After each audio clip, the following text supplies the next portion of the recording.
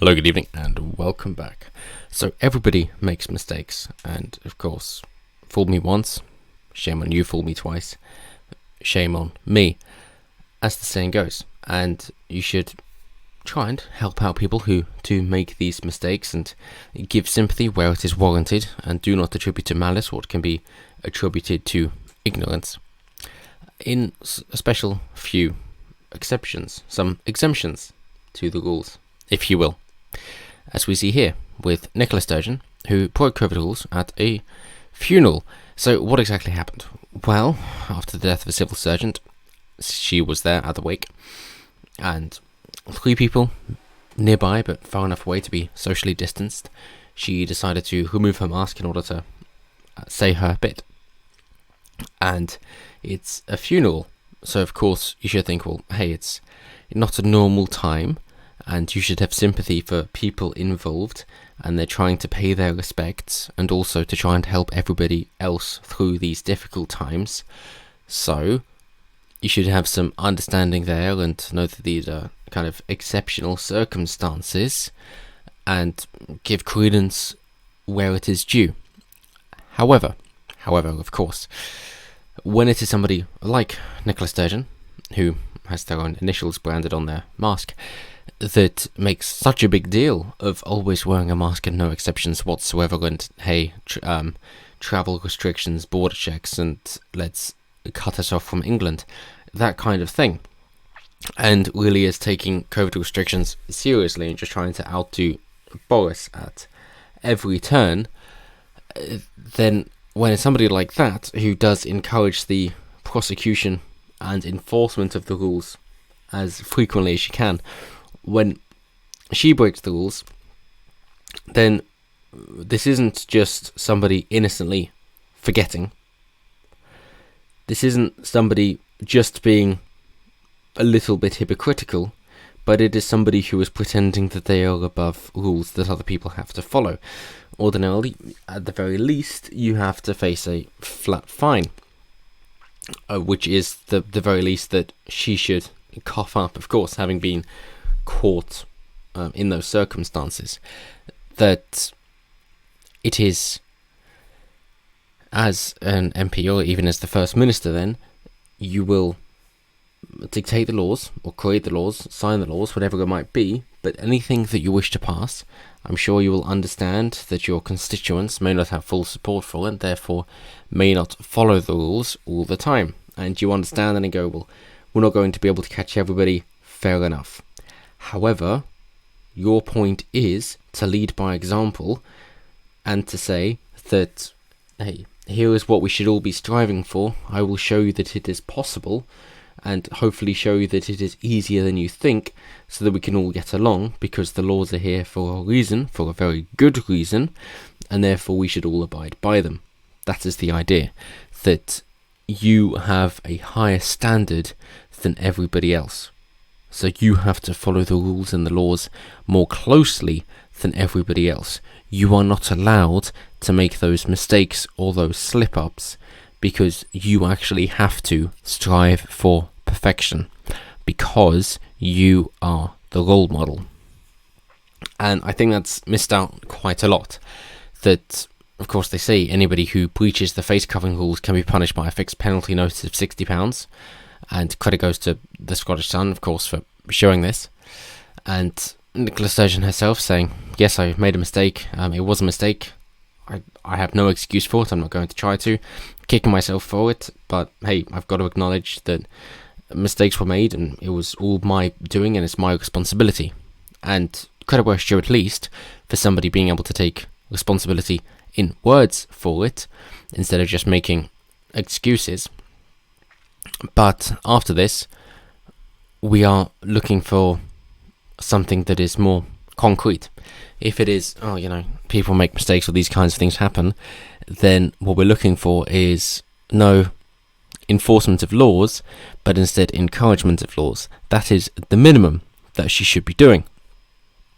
As well as, of course, paying any and all fines attributed with this.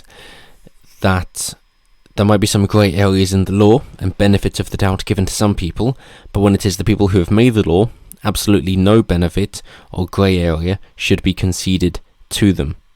It should be enforced to the full force of the law, exactly as they have created it. They should have to suffer most for the rules that they have made, in order to prove that they are acceptable, that they can be followed, and that the punishment is reasonable and acceptable, because they themselves have to deal with it. That is how things should be done. So a Scottish Conservative spokesman said, "The First Minister should know better. By forgetting the rules and failing to set a proper example, she's undermining essential public health messaging.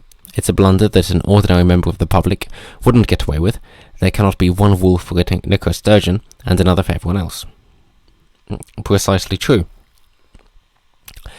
Scotland's Justice Secretary, Humza Yousaf, complaining that everybody's white, said in a tweet that Miss Sturgeon had been upfront from the very beginning of the pandemic. She has apologised for the accidental lapse, which I suspect most of us have done one, over the last 9 months, he wrote. He said the First Minister was her own harshest critic, and that most people would accept her apology and move on. Wouldn't life be easier if we all had a lapdog like that? How brown-nosed can you get? So yes, of course, people do make mistakes, but again, you're missing the fact that this is the First Minister who is the pioneer of this cause. And that's the point about it. You could liken it to, of course, people who are very homophobic, if you will, or against homosexuality, and then it ends up it's because they've had their own homosexual engagements. And all you're supposed to say in return to that, oh, it's just one slip up, they're their own harshest critic, you've heard what they've said before, and therefore you should accept their apology and move on. No, of course not. Because it is a serious double standard. And as humans, especially as Britons, we do not accept this kind of treatment. And you might be thinking that, well, this is just Scotland, it's not England, except, of course, you do have Scottish MPs meddling in Westminster, and, as it is still part of the UK, if anybody from England wishes to go to Scotland, then they have to deal with her as well, and her policies tend to seep over here as well, rightly or wrongly, mainly wrongly.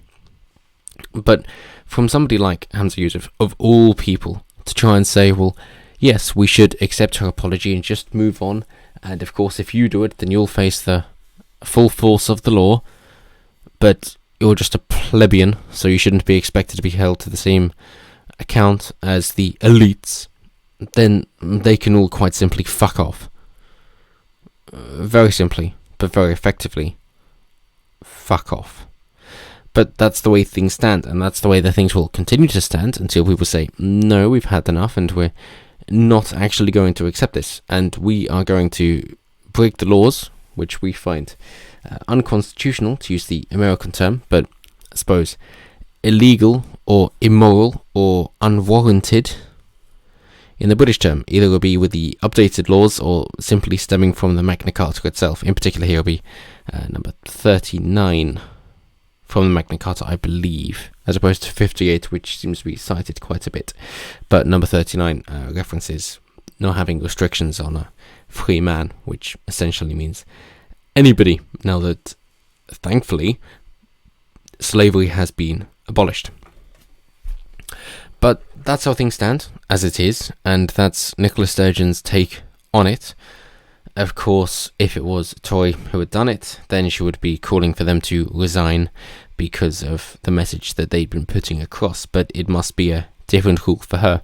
And this is also why, as I say, any law passed by the MPs, permitted, encouraged, signed off on, has to be enforced against them as strongly as the law can be, because then you're putting them in the same situation as they will willingly put any other member of the public. So the same goes here for Nicola Sturgeon. She must be held to account as strongly as the justice system allows, and justice must prevail, because these are the laws that she herself have encouraged. She's been caught out. She's had more scrutiny than most people. Yes, but she must be held to a higher standard than most people, as she is supposed to be the trendsetter and the role model. But But let's see how it goes, because we all know that at the end of the day, it just comes down to class warfare, and these elites can get off scot-free on pretty much anything.